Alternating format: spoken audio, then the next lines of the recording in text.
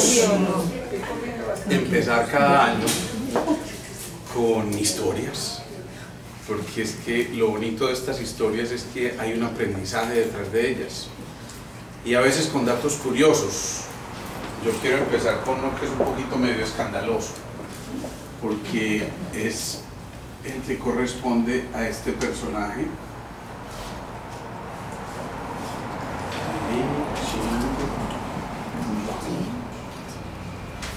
¿Sí?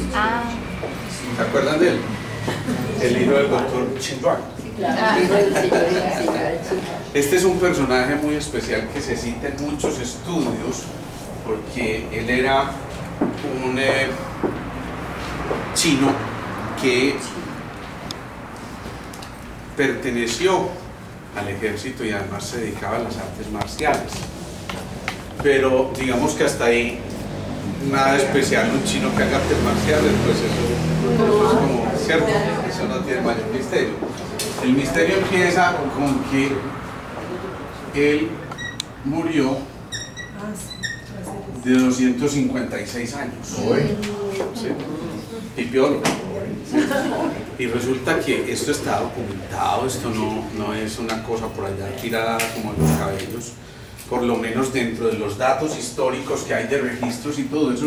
Este hombre está en esos archivos, digámoslo allí.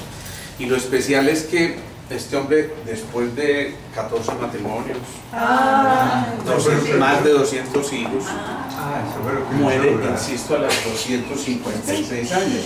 Esto, por supuesto, tiene que cuestionar muchísimas cosas.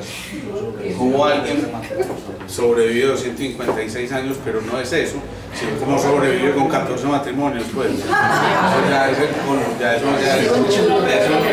no dice.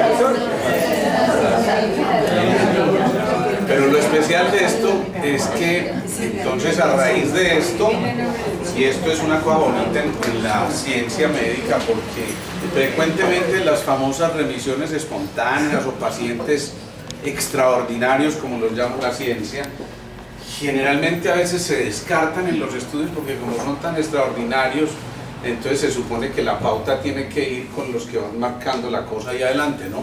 Pero resulta que estos son los que van abriendo el camino y van diciendo, antico, aquí hay otra historia distinta, eso será por hacer artes marciales. Pues definitivamente no. ¿Cuántos hacen artes marciales? ¿Será por alimentación? No, definitivamente no son solamente cosas de la alimentación. Seguramente influyen, seguramente las costumbres influyen, todos los buenos hábitos influyen, no lo pongamos en la menor duda. Pero lo que encuentran con este personaje es que tiene una cosa que se llaman los telómeros. Y resulta que, hagan de cuenta que esto es como un cromosoma. Los cromosomas tienen más o menos esta forma, pues. La única gran diferencia con este personaje es que en los extremos de estos cromosomas, él tenía esto, como unas especies, llamémoslos así, de capuchones, que protegen las terminales de esos cromosomas, y resulta que eso que se conoce como los telómeros es impulsado, desarrollado por una enzima a su vez que se llaman las telomerasas, ¿sí? Entonces esto dio origen a que se empezara una investigación sumamente grande, precisamente pues porque si alguien tenía esto era porque eso seguramente marcaba la diferencia en la longevidad. Empiezan a hacer una serie de estudios y dentro de esos hay uno muy curioso, de una mujer que hace un cáncer de la matriz y a alguien se le ocurre cultivar las células de ese cáncer de matriz. Para redondearle la historia, pasa el tiempo, la dueña de esa matriz fallece, pero las células siguen creciendo indefinidamente. Y al día de hoy, después de más de 54 años de fallecida, esto sigue creciendo y sigue multiplicándose. Y la única diferencia nuevamente está en esto, en los telomerasas y en los telómeros, ¿sí? Entonces eso ya a uno le dice, bueno, vale la pena por lo menos empezar a ponerle atención a ver qué son los telómeros. Por cierto, estamos vendiendo telómeros allí. Pero ya esto está diciéndonos, hombre, hay cosas que nos están moviendo y que nos invitan a razonar de una manera distinta. Después viene otro caso que yo les he citado aquí alguna vez, de este señor que se llama Jetson Milarepa. Sí, es que esto suena como a Jefferson Snyder Mosquera, ¿no? Pero Jetson Milarepa era alguien que se dedicaba a meditar y que identificó claramente que definitivamente las barreras que existían en nuestro medio simplemente eran las propias convicciones. ¿Sí? Yo ya les conté alguna vez cómo Milarepa desafía la física misma y el hombre con solo dejar la huella en la roca, solo poner su mano en la roca, deja la huella porque él dice: yo soy la roca, yo estoy en la roca y la roca está en mí. O sea, somos uno. Y si somos uno, yo puedo dialogar con las moléculas que hay en la roca y entonces simplemente descomponerlas como si fueran parte de mí. Y por eso en ese diálogo él pone la huella y queda la huella en la roca. Pero perfectamente, pues no. Esto sin duda le hace pensar a uno que en las facetas de este cambio que vamos a ver y posiblemente a facilitar durante las charlas de este año, hay que empezar a enfocar de una manera distinta la realidad. Y enfocar la manera o la realidad de manera distinta es empezar a meter una intención adecuada en nuestros pensamientos y unos, digámoslo así, unas emociones elevadas. ¿Sí? Descompongamos esto un poquito. Y entonces, ¿qué es eso de una intención adecuada? ¿A alguien se le ocurre que es una intención adecuada? Porque es que estamos llenos de buenas intenciones, ¿o no? Pero ¿qué será una intención adecuada? Actuar. El foco, el esfuerzo. El propósito.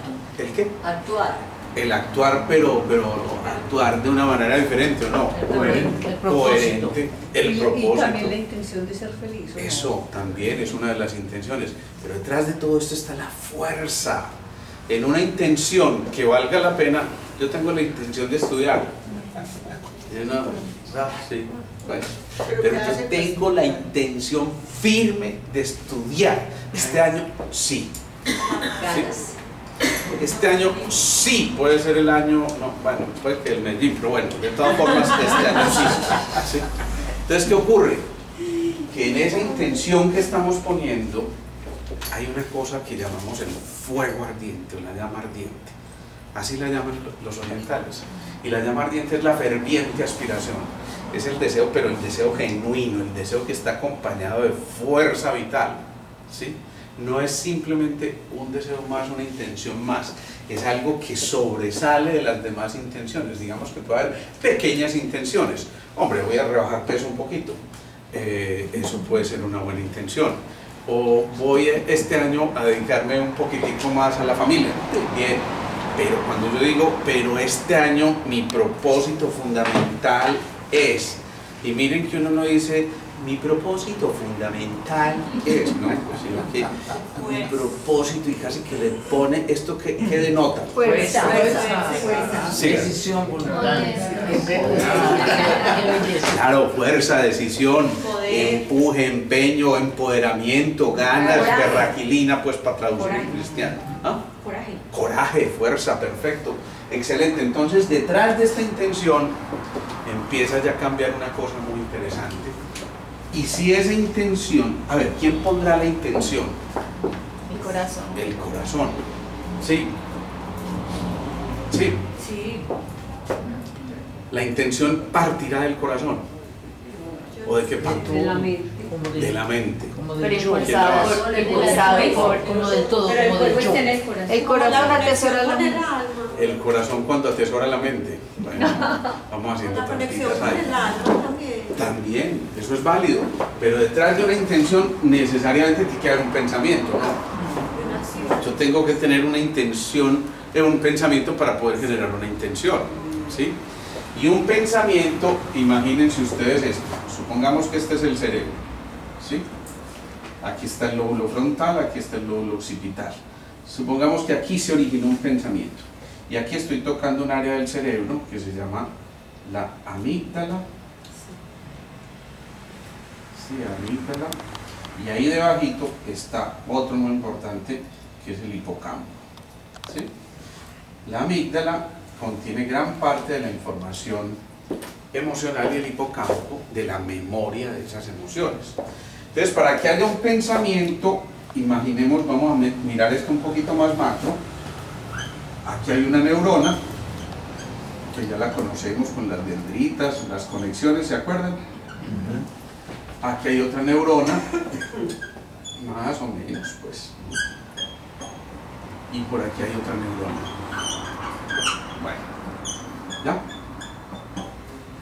Para que haya este pensamiento, mínimamente tuvo que haber una comunicación entre una dendrita de estas por aquí y otra dendrita de estas acá. Y aquí se genera una cosa muy importante que en neurología se llama una sinapsis. Esto no escribe, ya descartemos eso. Esa sinapsis hace que se depositen o salgan aquí en este pedacito una cantidad de sustancias que se llaman neurotransmisores. Entonces, para que esta neuronita se comunique con este es necesario que exista esto, que digámoslo así, inicialmente es un factor químico, digámoslo, por ahora asumamos que eso es cierto, es un factor químico, ¿sí? Entonces aquí se depositan estos neurotransmisores, empieza a haber una comunicación y cuando esta comunicación se amplía un poquito, eso empieza a ser como una especie de teléfono roto. Si yo le cuento a Simón una cosa y Simón le cuenta a Lina, es muy posible que ya después alguien diga que estaban hablando y se comunican con otro y otro y otro, entonces se va agrandando esa fuerza de pensamientos, digámoslos, pero alrededor de un pensamiento inicial. ¿Vamos hasta ahí? Si ese pensamiento inicial tiene una suficiente intención, entonces imaginemos aquí, esta es una neurona, esta es otra, imaginemos. Se van a juntar y cuando surge un pensamiento, ¿qué hubo ahí para que eso ocurriera? Eso. Un choque eléctrico, ¿sí? Entonces partamos de eso. Un pensamiento cambia el campo eléctrico, ¿sí? Eléctrico. Esto es muy importante. Es decir, tuvo que haber habido una corrientecita ahí. Y para que haya una corrientecita tuvo que haber fotones por ahí circulando. Es decir, partículas de luz, electrones que se están moviendo. Por eso hemos dicho muchas veces, la vida es movimiento. Y si hay movimiento, entonces estos electrones van a cambiar y va a cambiar por completo la disposición que hay aquí. ¿Sí? Si esto ocurre de manera esporádica y digamos con poca intención, es posible que digamos que la lucecita hizo más o menos esto, ¿sí? Pero si continúa, entonces ya se enciende y se queda encendido mucho más rato, si hay la suficiente intención. ¿Sí o no? Vamos hasta ahí. Margarita, te veo perdida. Sí, sí, porque Si el impulso no fue lo suficientemente intenso, hay un chispacito. sí, sí. Y fácilmente se olvida, porque no tuvo una intención mayor. Pero si el impulso fue lo suficientemente grande, es posible que ya no solamente sea un chispacito, sino un chispero grandote, ¿sí? Que empieza a comunicarse y que empieza a generar además otras conexiones. Hagan de cuenta como en las películas, ustedes ven un cortocircuito y se empiezan a conectar muchas otras cosas más. O si no se lo imaginan, imagínense el cerebro de una mujer. La mujer puede hacer 50.000 pensamientos y conexiones al mismo tiempo. Nosotros uno a la vez, porque es que no nos da para más. No nos da para más en ese sentido. Espérense que después viene el desquite. Entonces, ¿qué ocurre? Insisto, si hay una buena intención, una suficiente intención, esta información que se da a nivel de la sinapsis va a permanecer por más tiempo. Dicho de otra manera, si el pensamiento te impactó mucho, es muy posible que el recuerdo perdure mucho más tiempo. Pero si el pensamiento no te impactó, simplemente casi que pasó desapercibido, es muy factible que se vaya por ahí al baúl de los recuerdos y pasa desapercibido por completo, a lo mejor por mucho tiempo, a lo mejor eternamente. Esto, intención, pensamientos, ¿sí? Pero después vienen las emociones elevadas. Una cosita antes de... Dime. Entonces hay un pensamiento de esos, pero no impactó lo suficiente, pero uno lo puede cultivar. Sí, para presentarlo, para darle fortaleza. Sí. Para darle fuerza. La cosa es que tú puedes cultivar algo echándole agüita todos los días, o de pronto 2 veces por semana, o lo puedes cultivar echándole agüita, abono, protegiéndola de los vientos, y obviamente en ese segundo caso esa semillita va a germinar con mucha más fuerza y posiblemente va a crecer mucho más rápido y seguramente va a dar sus frutos mucho más rápidamente también, ¿sí? Y además seguramente los frutos de esa van a hacer que esto se vuelva más perenne, es decir, permanezca en el tiempo mucho tiempo más, ¿sí? Ante la redundancia. Y entonces decíamos, vienen luego las emociones. Intención y emoción. Cuando vienen las emociones, estas emociones pasan por dónde. Si el pensamiento pasó por aquí, las emociones pasan por aquí. Por intercesión. Sí, Por el yo siento corazón. por el corazón. Por intercesión. Por el corazón, claro. El corazón es el nicho de las emociones, ¿sí? Por eso una emoción fuerte hace que... Se acelere. ¿sí? No, es que como es de ello de Ariel, no, es que yo lo veo y se Ya salen las mariposas. todo. Sí, se salen las mariposas, pero se suben por ahí al cuarto centro, ¿sí? Es decir, que inmediatamente empieza a estimularse el campo ¿qué? ¿Qué es el Magnético. Claro, magnético. El corazón, ya lo hemos dicho, es casi que la fuente del mayor campo magnético que tenemos en el cuerpo. ¿Se acuerdan? Sí. ¿Alguien me puede decir una cifra que yo repito aquí siempre? ¿Cuántas veces? Eso, 5.000 veces más potente que el del cerebro, ¿sí? Entonces, aquí resulta que si se juntan intención y emoción, ¿sí? Entonces se forma un campo electromagnético. Y resulta que es que por definición en física, lo eléctrico no se puede separar o aislar de lo magnético. Siempre hablamos de un campo electromagnético, nunca hablamos de el campo eléctrico se separa del campo magnético, realmente es que no se puede separar, simplemente no se puede separar. Siempre perpendicular a un campo eléctrico va a haber un campo magnético, o viceversa. Eso no me lo inventé yo, ya está inventado, ¿sí? ¿Qué ocurre? Que cuando el campo magnético y eléctrico se juntan de una manera intensa, fuerte, ¿dónde está esa fuerza? Esa fuerza hace que se manifieste, entonces ¿dónde? La acción. No, ¿dónde? En el campo eléctrico, que, a ver, miremoslo de esta manera. ¿Se acuerdan de cuando hablábamos de bata, pita y cafa? Yo sé que hay gente nueva, pero se van a ir habituando un poco a este lenguaje. Si yo hablo de bata, pita y cafa, de otra manera, de lo eléctrico, lo magnético y lo reticular, ¿qué será lo más eléctrico en la visión global del cuerpo en nosotros? Claro, la cabeza. Pero digamos que cabeza, tronco y extremidades, ¿sí? Entonces, ¿qué será lo más magnético? El corazón. Esto es lo eléctrico, acabamos de decirlo. La cabeza, lo eléctrico. El corazón, lo más magnético. Y por supuesto la extremidad de lo reticular o lo ancestral que hemos mencionado. Entonces, ¿qué pasa? Que si hay, insisto, una fuerza suficiente, entonces el campo eléctrico y el campo magnético, pues lógicamente se van a incrementar, ¿o no? Por eso no basta con decirle, mi Diosito lindo, hazme el favor, cumplían por favor este deseo, sí, que es que, ahora era que le quedé viendo, ¿cierto? Así como dice, no basta con eso, sino que hay no solamente que creérsela y crearla, sino sobre todo que sentirla, ¿sí? Campo magnético. Si no hay un buen campo magnético, leído de otra manera, si no hay una emoción lo suficientemente fuerte que pase por tu corazón, es muy posible que el pensamiento simplemente se deseche y se pierde, ¿sí? Yo quiero que esto quede muy claro desde este principio del año, porque eso va a ser clave en lo que nos vamos a ir desarrollando en todo el tiempo.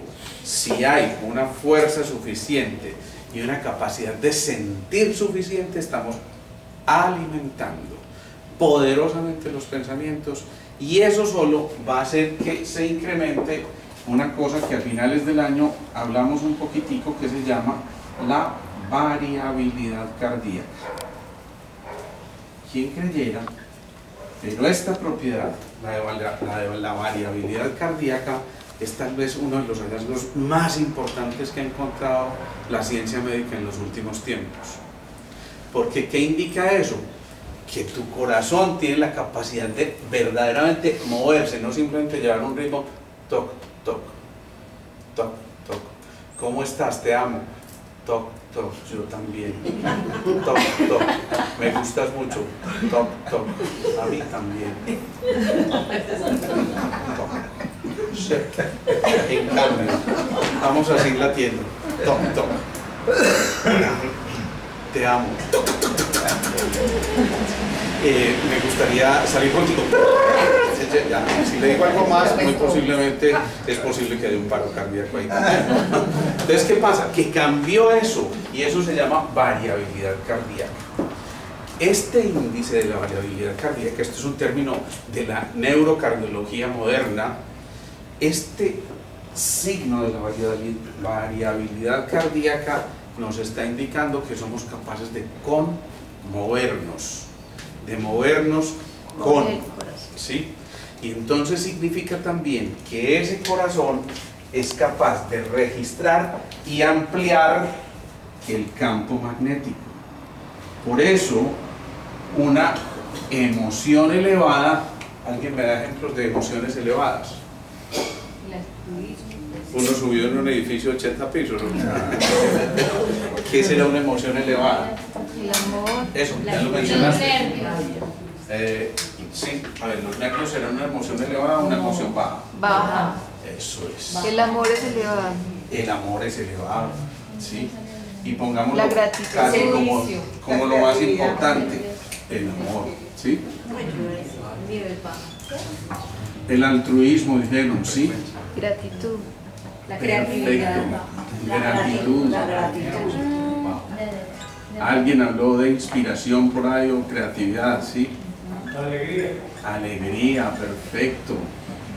Alegría. Uno muy importante, sensación de libertad, ¿sí? Y todos los etcéteras que ustedes quieran acá, ¿sí? Estos son muestras de emociones altas, elevadas. Si esas son muestras de emociones elevadas, entonces denme muestras de emociones bajas. Miedo. Odio. Tristeza. Tristeza, Envidia. ira, rabia, envidia, envidia, venganza, todas esas pues, y ahí sigan todas las que quieran. Entonces, si acabamos de decir por aquí, se necesitan emociones elevadas y una intención, ¿qué facilitará que esa intención que tengamos realmente sea llevada a cabo?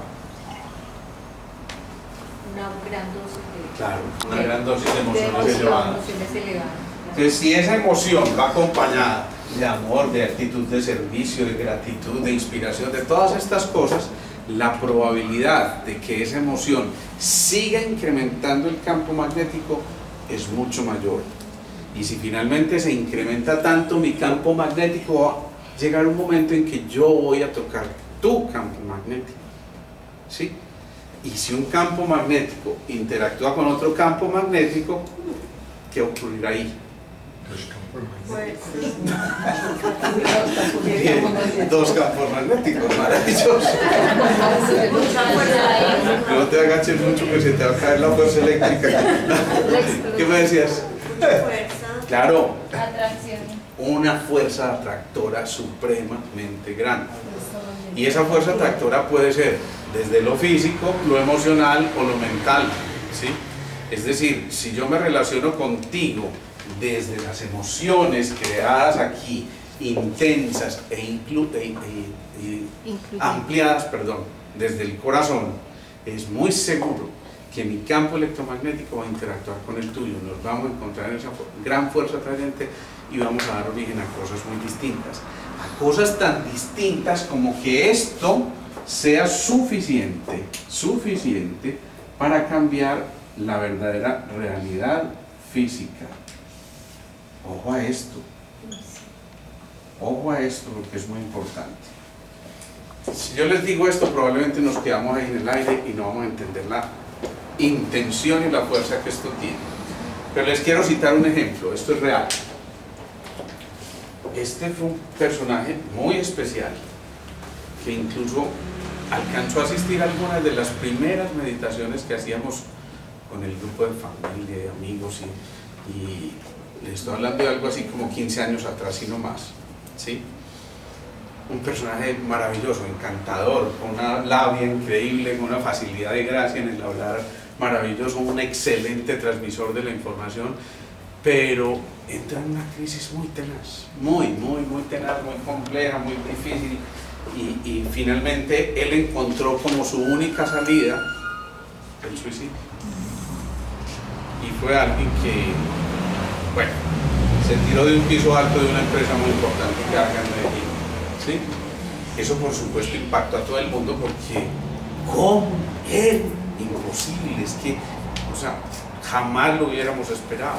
Esas expresiones que uno dice, pues es que no, cualquiera que se tire, pero él, ¿sí? Él se tiró. Y resulta que esa misma expresión fue la de su esposa. Y su esposa, en un principio, claro, la angustia, la ansiedad, toda la cosa, pero después fue, ¿cómo fue posible? ¿Por qué me hiciste esto? ¿Cómo me dejaste con unos hijos? ¿Por qué hiciste este acto de cobardía? Y empieza a llenarse de una cantidad de emociones tóxicas. Es que es el colmo que me hayas dejado acá con esto. ¿Cómo fue posible que me hicieras, que me dejaras con todas estas deudas? ¿Cómo fue posible que me... Y entonces lo asume no como un acto desesperado de la huida de esta persona, sino como el abandono, y empieza a alimentar emociones de baja frecuencia. Y esas emociones de baja frecuencia empiezan a cambiar por completo su realidad física. ¿Qué fue lo primero que le ocurrió? Que esta mujer empieza a tener dificultades en la marcha, ¿sí? Y empieza a arrastrar un poquito los pies, y eso a uno le hace pensar que está siendo un problema neurodegenerativo, ¿sí? En efecto, esta mujer hace una especie de esclerosis, y es muy significativo que lo haga o que se detecte en el proceso del caminar. ¿Ustedes le ven algún significado a eso? Sí. En esa historia, en ese contexto. ¿Qué el primer ser perdió el polo a tierra. Polo a tierra. Sí, por un lado se perdió el polo a tierra, se perdió seguridad, se perdió identidad, no sabía cómo seguir, claro. Si yo no sé cómo seguir, si pierdo el rumbo, si no tengo una ruta adecuada, si no estoy claramente definido hacia dónde voy, pues entonces yo titubeo y mis pies empiezan a hacer exactamente lo mismo, porque con ellos es que estoy diciendo yo, ¿y ahora cómo voy a seguir? ¿Cómo voy a caminar de aquí en adelante? No solamente el caminado sino cómo va a sacar mi familia adelante, cómo va a seguir mi vida, yo qué voy a hacer.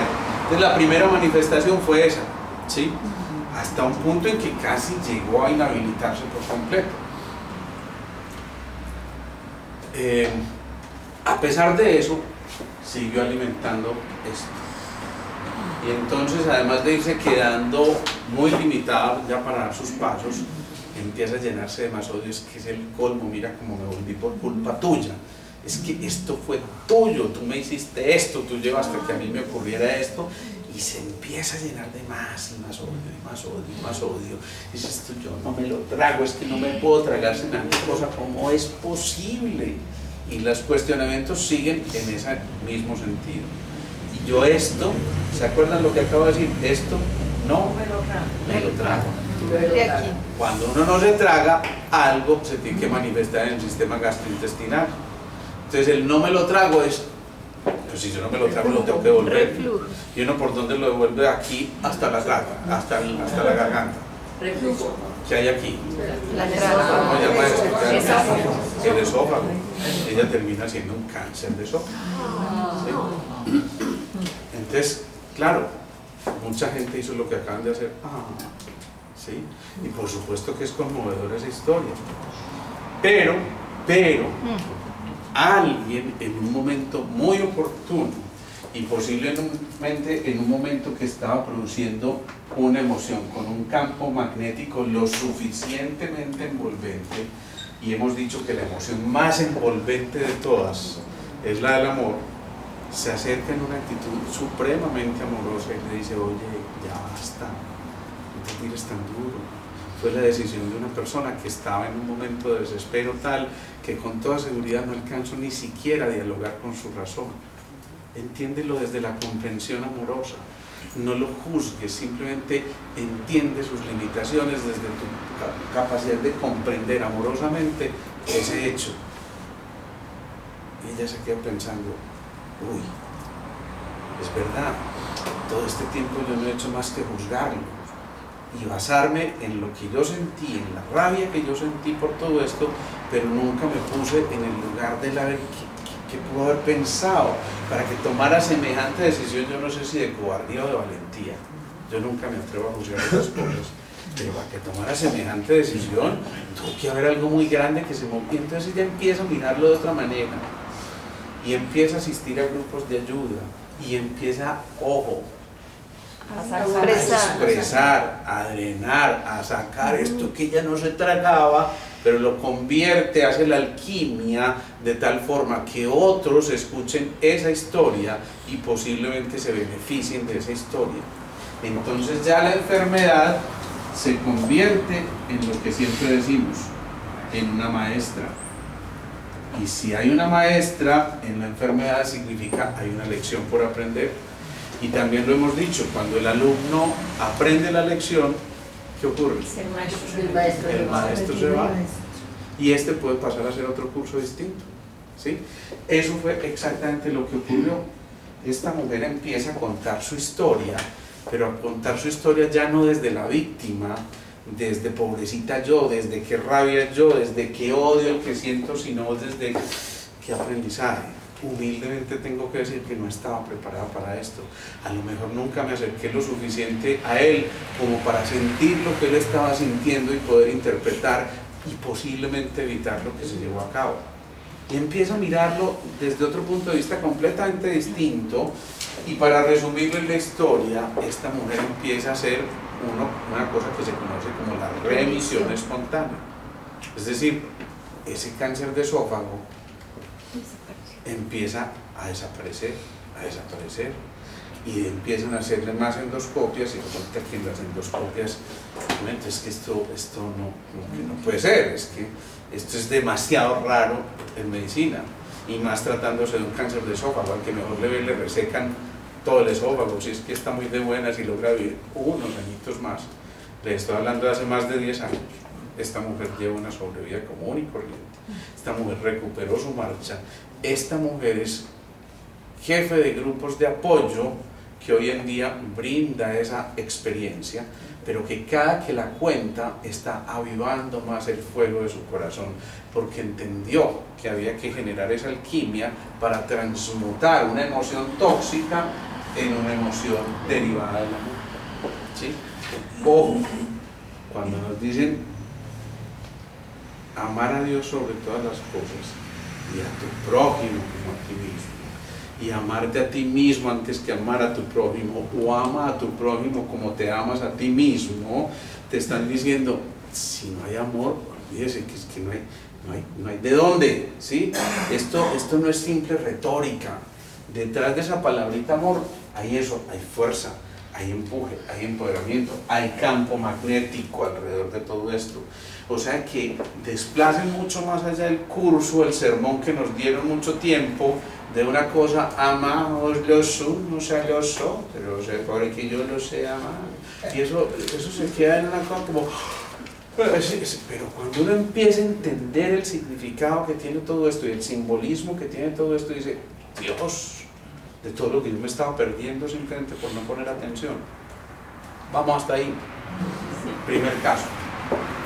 El segundo caso es el de una paciente que vi hoy. Y yo insisto, estas historias las cuento con el beneplácito de esos pacientes. Obviamente nos guardamos los nombres, las identidades. Pero esta es una mujer que es remitida por un psiquiatra mío. Él me dice, hombre, necesito que atiendas a esta paciente. Es una mujer muy bella en su esencia, pero es una mujer que tiene todos los líos del mundo y yo de verdad no le quiero dar más medicamentos psiquiátricos. Es una mujer relativamente joven, poco más de 35 años, sardina, pipiola, niña. Y cuando llega me dice, Alejandro, es que yo vengo porque yo tengo una cosa que me tenía que dar a mí, pues, justo, y eso se llama una policondritis recidivante. Eso en cristiano es una enfermedad autoinmune que empieza a afectar algunas articulaciones. Esa, entendámoslo así, no nos guardemos nombres, que eso no importa, simplemente una enfermedad autoinmune. Su cuerpo se ataca, pero ataca las articulaciones y ataca también mucho algunas zonas específicas. Por ejemplo, en las palmas y en las plantas ella se inflama, se pone rojiza, es muy doloroso, muy molesto, pero además de eso ella dice, pero siempre además yo he tenido una crisis de pánico. O sea, mi vida ha estado llena de pánico desde que yo recuerdo mi existencia. Eso ya es muy significativo, porque vamos a hacer examen. ¿Quién maneja el pánico? Claro. Cabe anotar que esa policondritis se empezó a manifestar desde la oreja. Se empezó a poner colorada, inflamada, y después empezó a inflamar también los nudillos, no recuerdo. Pero bueno, empezó ahí. Entonces ahora sí contéstenme lo que le está diciendo. ¿Quién maneja el pánico? Riñón. Hemos dicho que cada órgano maneja una emoción. Entonces el riñón, recordemos, maneja los miedos, que cuando se va a los extremos genera el pánico. El hígado maneja las iras. Sí, eso, que cuando se va a los extremos genera la cólera, ¿sí? Que ya es una rabieta ya desesperada. El corazón, las alegrías, pero que cuando se desborda se convierte en manía, ¿sí? El vaso, las obsesiones, que cuando se desbordan llevan a las compulsiones. Y el pulmón, las tristezas, que si se desbordan llegan a la melancolía como tal, ¿sí? Entonces, volvamos a la historia. Miedos. He tenido miedos toda mi vida. Eso ya es muy significativo, pero ¿desde cuándo identificas tú eso de que te da mucho miedo? No, es que desde muy pequeña. Yo recuerdo, me dice que, y uno le puede preguntar al Pucho, de hecho se lo preguntamos, yo puedo pasar por sus años, e irle preguntando, en relación con esto, ¿hubo algún evento especial que ocurriera, que te marcó significativamente al año, a los 2 años, a los 3 años? Cuando llega a los 4 años eso se dispara el pulso, es el pulso me está contando, aquí ocurrió algo. ¿Te ocurrió algo especial a los 4 años? Sí, algo muy especial. Mis papás se separaron y fuera de eso a mí me tocó ver a mi abuela, morir ahí. Me tocó verla. Pero entonces no solamente le tocó verla, sino que le tocó todo el cuadro. Doctores, ambulancias, gritos, toda la cosa de una escena. Imagínense esto para una niña de 4 años. Un adulto dice, bueno, ya posiblemente tenía una edad suficiente, a lo mejor ya necesitaba descansar y elabora todo el proceso, pero una niña de 4 años ve todo este cuadro y además le toca a ella al frente y entonces empieza a alimentar una cosa que es muy riesgosa si no tiene una explicación. Yo tuve la culpa de que mi abuela se muriera. ¿Por qué? Porque si yo hubiera logrado traer a los médicos antes, o a la ambulancia antes, o a lo que fuera antes de atención, yo seguramente hubiera podido salvar su vida. Y a partir de este momento, esta mujer lo genera, en palabras suyas, una dependencia total por todo lo que sean médicos, enfermeras, hospitales, medicamentos. Ella me decía, yo salía a un paseo y yo armaba un botiquín de muchos medicamentos. Así no los usara, pero yo salía, de pronto nos pasa algo, tal cosa, y ella se encargaba del botiquín siendo una niña, ¿no? Y yo si voy a ir a un paseo tengo que hacerlo, pero donde cerca al hotel que de un hospital. Y si me voy a ir para donde mis amigas, lo primero que yo pregunto es, ¿cerca hay algún sitio médico, una emergencia médica? ¿Por qué? Porque ella queda con esa sensación que fue alimentando durante todo ese tiempo. Entonces, a ver, descompongamos eso, que es bien interesante, y aquí es donde yo los invito a que las neuronas entren en ebullición. Muchos de ustedes ya tienen estos conocimientos. Entonces, sin duda, la expresión del miedo, del temor exagerado, del pánico, es una expresión del riñón. O sea, del polo a tierra. Perdió el contacto, su abuela murió, que además era parte de su anclaje grande, ¿sí? Entonces ella pierde eso y por supuesto la energía del riñón se dispara, ¿sí? Pero además de eso, ¿qué más pasa? ¿Quién me puede decir qué otro órgano están afectando ahí? Con lo que les acabo, lo ultimito que les acabo de contar. Esa necesidad de que haya un hospital, un médico, al vaso, y eso que no venía hace ratito. Al vaso que maneja las obsesiones. Entonces ya esto se convierte en una cosa que es que yo no puedo manejar, no, es que los pensamientos me pueden, y por eso pues obviamente el colega recurre a medicamentos psiquiátricos que le ayuden a modificar un poquito el comportamiento de sus pensamientos, campo eléctrico, para que sus emociones, campo magnético, se organicen. Y digamos que aquí en el campo eléctrico puede influir un medicamento, una fluoxetina, unas citalopram, unas cosas como esas pueden influir en el campo eléctrico. Pero en el campo magnético podrá influir eso. No. Entonces eso significa que tengo que modificar mis emociones, pero de las que hasta hoy, a los 30 y pico, no soy consciente de que eso pudiera ocurrir. Y cuando ella dice, ojo pues a esto, a ver si se pillaron eso, es que yo posiblemente, si hubiera corrido a tiempo, hubiera salvado a mi abuela. ¿Qué sentimiento está generando? Culpa. ¿Y quién maneja las culpas? Bien, ya uno. Otra vez, díganme el coro así como lo acaban de decir. ¿Se acuerdan? Por mi culpa. El sistema inmune. Claro, el timo, que es la glandulita que está ubicada en esta zona. Y por eso no es extraño que nos digamos, y por mi culpa, pero por mi gran culpa. O sea, es una cosa que tiene una connotación muy grandota. E insisto, no nos pegamos por mi culpa, sino aquí, donde está el timo, ¿sí?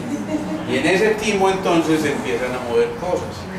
Y si el timo maneja las culpas y es el rector del sistema inmunológico, entonces la consecuencia lógica, ¿cuál es?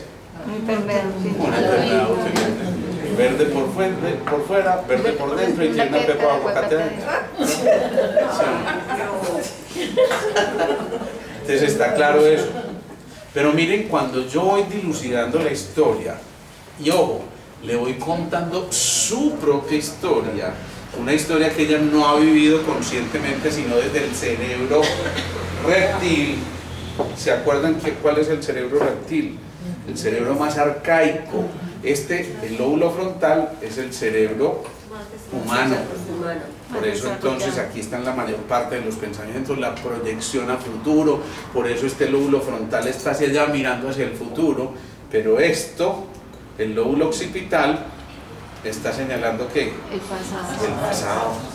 Y por eso muchas veces cuando nos quedamos anclados en el pasado, esto pesa, entonces me arrastra y no me deja ir hacia el futuro porque me quedé allá. Entonces todo este tiempo ella ha vivido pero como si alguien le estuviera agarrando desde aquí, y no con la capacidad de proyectarse con seguridad. Con seguridad, miren la palabra que utilizo. Y por supuesto ya no se identifica. Seguridad e identidad son las dos primeras lecciones de los arquetipos, ¿se acuerdan? Del huérfano y el inocente y del buscador y el amante. Lo vamos a ir mirando durante estas charlitas que yo creo que nos van a ir a llevar a descubrir otra mirada de estas cosas. Una de las grandes funciones del ser humano es, cuando está haciendo una sanación, es lo que se llama elevar los ojos al alma, elevar la mirada del paciente al alma, es decir, ayudarle a ver lo que hay detrás de las apariencias. Eso lo vamos a ver en un módulo de sanación. Por cierto, los estoy invitando, vamos a hacer un módulo de sanación 16 y 17 de febrero. Me tocó reemplazar a algún colega aquí, así que quienes quieran asistir a ese módulo no es requisito que hayan hecho todos los demás módulos, porque hay cosas muy bonitas en ese módulo de sanación. Pero ahí les paso. Entonces, elevar los ojos del paciente al alma es cambiarle la mirada de las cosas. Entonces esta mujer que entra angustiada, que entra triste, y yo no quiero más cosas, y yo no quiero pero cuando yo le voy mostrando de qué se trata todo esto, ella empieza a mirar con actitud de no puede ser, ¿cómo? ¿Y esto puede pasar por? No, ¿qué? ¿Cómo? Porque no dicen no, sino y entonces cambia la connotación, y cuando se cambia la visión de las cosas, entonces cambia lo observado. Yo no sé qué vaya a pasar, hoy la vi apenas por primera vez, pero estoy casi seguro que ese despertar y esa sensación de apertura de sus ojitos en señal de exacto, en señal de asombro, no es otra cosa que la claridad que empieza a hacerse al interior. Y ya les decía, esto puede cambiar la realidad física. La realidad física. Además de esto, en esa historia yo le tengo que sumar que está viviendo un proceso de acoso laboral supremamente complejo, llevado al extremo donde ella llega a su oficina y simplemente no es nadie. No es nadie, hola, buenos días, y al final, buenas tardes, punto. No tiene nada que hacer, no la ponen a nada, porque lo que quieren es forzarla que se vaya, pues por esas cosas que ocurren. Pero entonces ella también empieza a llenarse de odio, de resentimiento, y esto los tengo que mandar, y es que y yo le cuestiono, ¿valdrá la pena? Puede que ganes una demanda, pero vas a ganar vida con eso, vas a ganar salud con eso, vas a recuperar tu armonía con eso, vas a recuperar tu equilibrio con eso, o no valdrá más bien la pena sacrificar esos pesos, los que sean, por decir, yo voy a estar en paz conmigo misma y no voy a seguir proyectando odio, y no voy a seguir proyectando rencor y tristeza, ira y rabia, envidia, sino que empiezo a cultivar emociones como estas, ¿sí? Y por supuesto, si cultivo emociones como estas, esa realidad física tiene que cambiar. Esto no es si yo quiero. En verdad, esto créanme, después de toda la experiencia médica que tenemos, esto no es si yo quiero, es que es una consecuencia lógica de la actitud frente a ese tipo de cosas. ¿Vamos hasta ahí? Bueno, aquí viene una cosa muy... esto a mí me emociona. Cuando uno empieza a ver las cosas de manera distinta, es como en las caricaturas. ¿Se acuerdan que le ponían a uno en las tiras cómicas cuando el muñequito se sorprendía?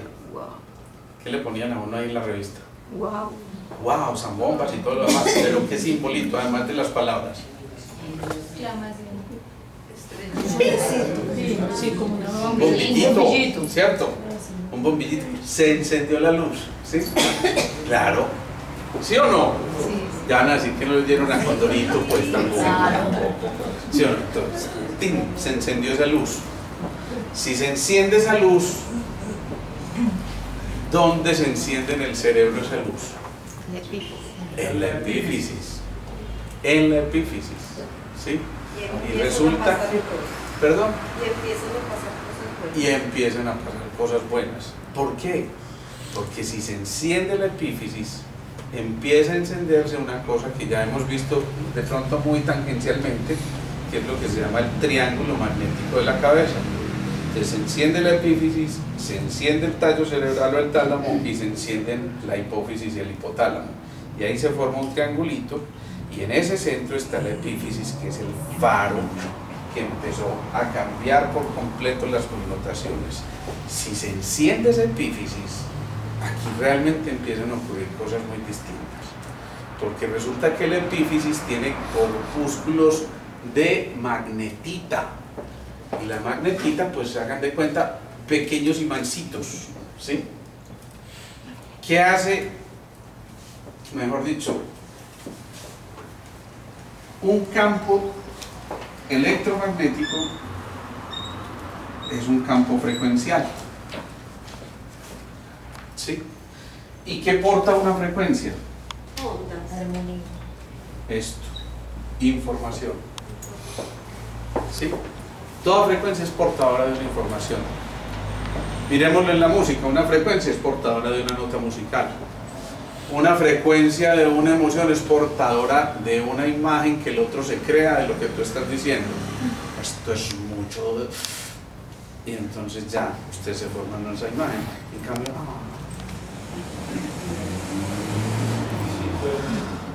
cierto, y cambia por completo. Yo no estoy, ni siquiera he hablado, no he hecho una sola palabra, pero miren esta connotación, ¿sí? O la otra.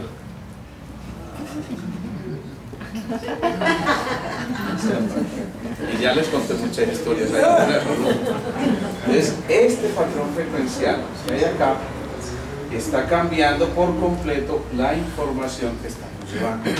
Si se enciende esa frecuencia, si se enciende ese faro en una frecuencia alta, ¿sí? No en una baja frecuencia que correspondería a esto, sino una frecuencia alta que corresponde a esto, elevadas emociones, entonces necesariamente el encender ese faro va a empezar a dar claridad, pero no solo aquí, sino a través de esas partículas de magnetita van a empezar a hacer resonancia, a vibrar en la misma frecuencia de todas las partículas de magnetita del cuerpo o de hierro en el cuerpo.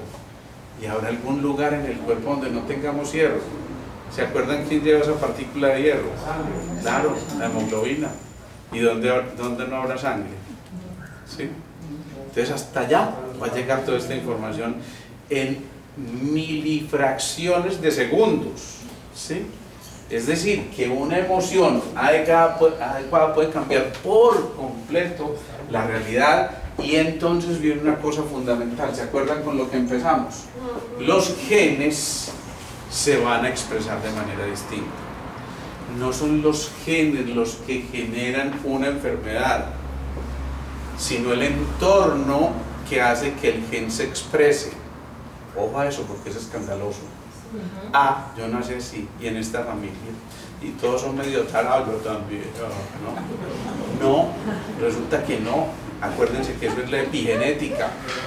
Y detrás de la epigenética existen muchas posibilidades de manifestación o expresión que dependen simple y llanamente de cómo esté el entorno. Si hay un entorno tóxico, obviamente va a generar toxinas en mí, si yo decido aceptarlo. Pero si yo digo esto no me pertenece, es como el cuentecito del monje Zen cuando lo insultan y él dice, ese regalo no lo recibo, entonces te pertenece a ti, y simplemente no lo recibo.